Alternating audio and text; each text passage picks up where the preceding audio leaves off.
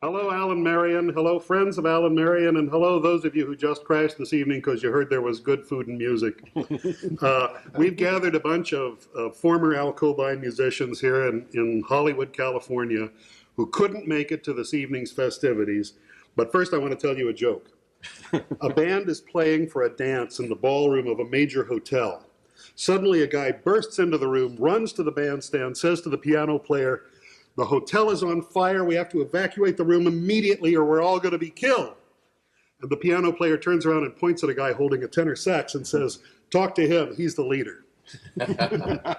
Okay, we're all here to talk to the leader. And the leader in this case is Al Cobine, and there aren't very many band leaders you can get musicians to say nice things about, so we won't do that. But we're going to talk about Al, and we played with Al over the years, and let me introduce the guys here. Oh, my wife Sarah's over here, but she didn't play with the band. She's not responsible. But she's got some good, knows where the skeletons are buried. Louis Ciotti played in the band. Hi, Al, Marion. You played from 1953 Oh, to... yeah, we played with Al 53, 54, 55.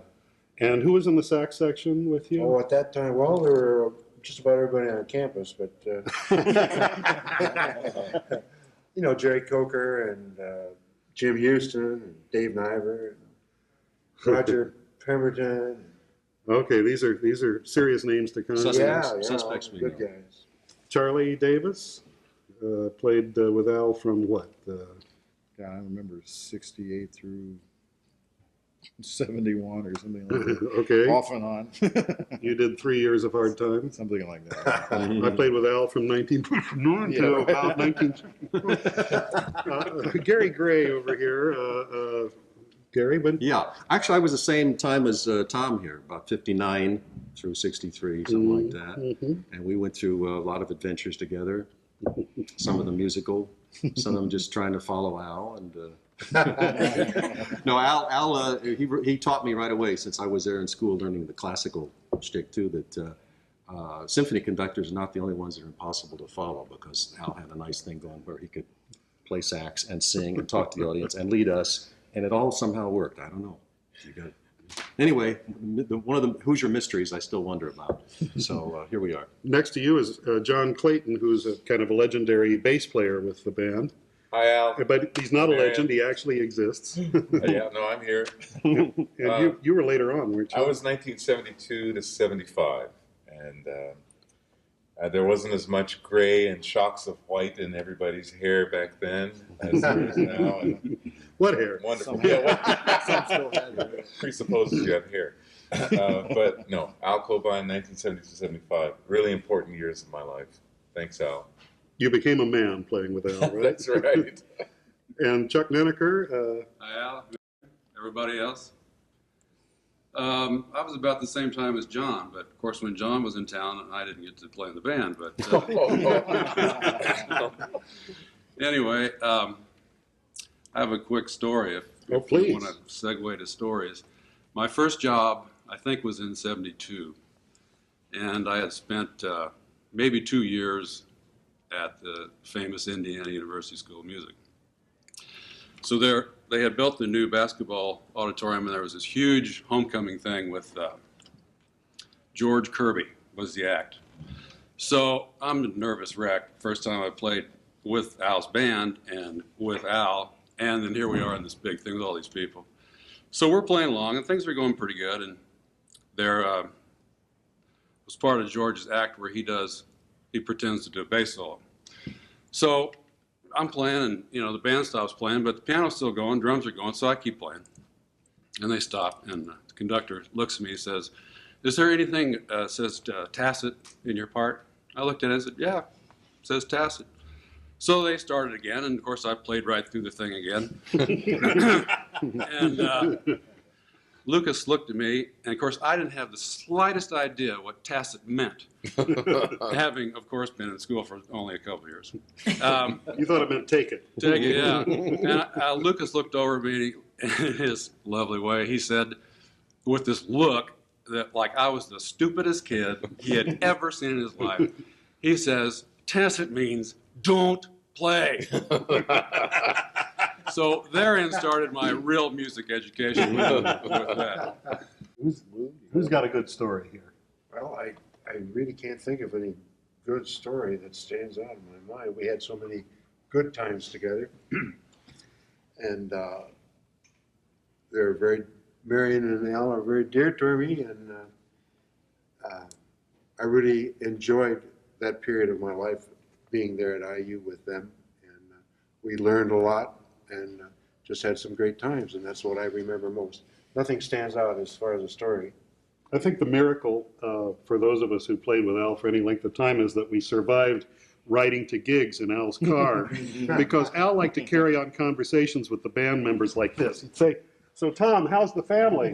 While he's driving. Yeah. Anybody remember any particularly wonderful gigs? I remember a gig that, it was a gig that we did somewhere, might have been Southern Indiana, I can't remember that. But it was, we rode down to the gig in Al's car, much the way you explained Al driving. And it was Peter Bankoff on piano. Al, do you remember Peter Bankoff? Who is now a doctor. There was a girl at IU, another student at IU named Kathy. And I only remember her name and two other things. One, that she was really well endowed. And I mean, this boy, she'd be in Bloomington and the rest of her would be in Indianapolis. It was quite something. And then I also remember that she couldn't sing. She was one of the worst singers in the world. She didn't have to. I kind of wondered always, why did Al hire her? Oh, I did say she was well endowed. Anyway, so coming back, just this kind of was indicative of how Al Cobine was very politically concerned, very socially aware, but also at the same time regarding things that he wanted to be that way about, oblivious. He would just turn off and be in his own little Walter Mitty world about certain things. And we were coming back. So this is back in the long hair and the big hair days, right? So I had my big hair, and Peter Bankoff had his long hippie hair, and Al Cobine even had longer hair then. And we're done with this gig, and we come back, and we're hungry. So at 2 or 3 o'clock in the morning, Al says, "Well, I know this little greasy spoon, and this is Indiana." That might remind you. Here's the big city rat in Indiana, in the middle of Indiana someplace, and he pulls into this place that was the greasiest, funkiest greasy spoon you can imagine, with the trucks, 2 or 3 trucks, with the gun racks, all that kind of stuff. You know, guys, Marlboro smoking and Budweiser drinking kind of guys in there, and in walks in tuxedos this kind of spick spook honky scene.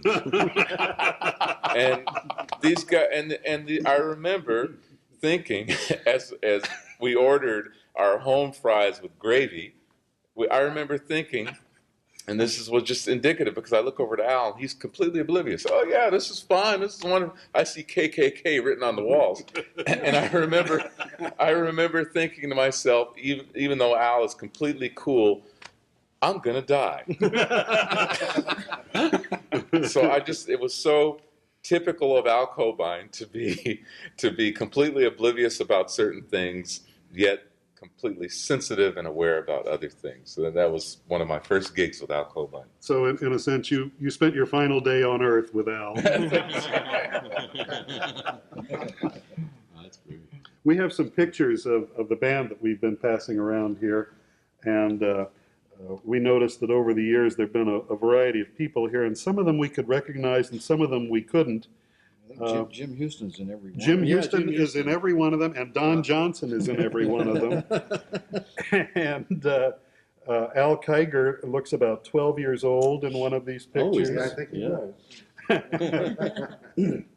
And the girl singer is crossing her legs in a very unphotogenic manner here. She should be. But that wasn't Ann, was it? No. That isn't Ann. That's This is. Bobby. Well, she ended up being Bobby Coker. She married Jack Coker. I can't. If she'd known they were taking that picture, she probably would have had a little different pose there. and IFPC. I don't know what that group was they were playing for. I don't recall. I know that was down at the Alumni, at the Student Center. I think that was the Fair Play for Cuba committee. Was that? I don't think so. Indiana Fair. And there's a picture of Al involved in a saxophone duel with. Oh, yeah, one of our big duels. Yeah, there we are. With Louis Battling Ciotti. it out. Gosh. Who was winning, Lou? I don't know. He's got his eyes closed and mine are wide open. So. So he didn't know when it was over. I think Al actually held the record for the world's longest saxophone note. It was 34 feet 12 and a half inches, I believe. And the sax section here is great. If you look at these haircuts, and name these.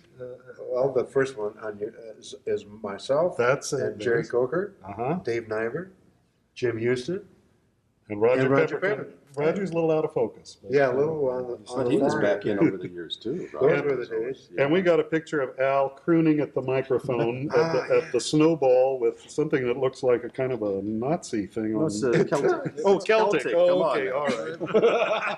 This is southern Indiana. It could have Yeah, been. yeah. And here, once again, we see Al Kiger, 12 years old, and next to him is a guy who looks absolutely stunned. Is that you? That's me. He's like, whoa, what am I doing here? Yeah, Jim Hewitt on the end. This one right here, Al is bending over to explain something in his chart to the musicians here who don't appear to be paying attention at all. But Dave Baker is translating. David, David Baker's well, in that's this picture. David Baker. He's Oh. clearing this up, all right. So, David, keep up the good If work. you're a real veteran, if you're a real veteran of the Al Cobine band, you actually know that Dave Baker and Buddy Baker are not the same person. Now here's and a brass section. Once again, another 12-year-old Al Kiger, and boy, I don't know these others. Don Don Johnson. Johnson Yeah, is Don next. Johnson. Don Johnson. Also, he's looking about 14. Yeah, I don't know who the he's next slimmer person there. is. Yeah. Or the trombone players. I don't remember. The trombone players, it's hard to remember who they are. And then we had a couple of more recent pictures of Al and Marion from when Sarah and I visited there. Mm-hmm. Sarah, do you have any recollections of your visits with Al and Marion when we were in Indiana last? Well, really early on when I first met Al and Marion, Tom took me over and we visited and Marion let me maternity clothes. Really? Yeah, yeah. Oh, well, that's, Before our first child, when our first child was on the way. So that's I guess that's a real friend. a real friend, both Al and Marion. Oh, yes, lots of pictures. And I have a shot that's here a of, good shot of Al leaning over a microphone in Alumni Hall where we did most of the recording of the band. Mm-hmm. And he looks like he's just trying to, He's thinking. trying to figure out how to salvage the session. And we have, I noticed that over the years, Al's bands have had the same picture taken with different personnel in them. The picture taken from the top of the ladder looking down on the musicians, which is, in Indiana, is basically what a lot of people did. They looked down on the musicians, yeah. And some of these folks are we recognize. Some of the hair we don't. But it's a nice memento of some great times, and we all can't say enough good about Al and Marion and the years we spent serving hard time with the Al Cobine band throughout the Midwest. We drove across states into hostile territory where we didn't know if we'd survive, and always made it back alive. And for that, we owe Al a lot. And those of us who are out here in California now, all we can do is wave hello to you folks back in Indiana and say, have a nice evening, and get back to your music. Oh, before we go, I have a chart. I tried to remember a bit of Al's music, and the only thing I could remember was the ending to number 22 in the big band book. And so I wrote out what I remembered of it, and we'll try and play it for you. the song was "It's a Pity to Say Goodnight," and it is. So we'll get that together for you here. Here we go. 1, 2, 3, 4.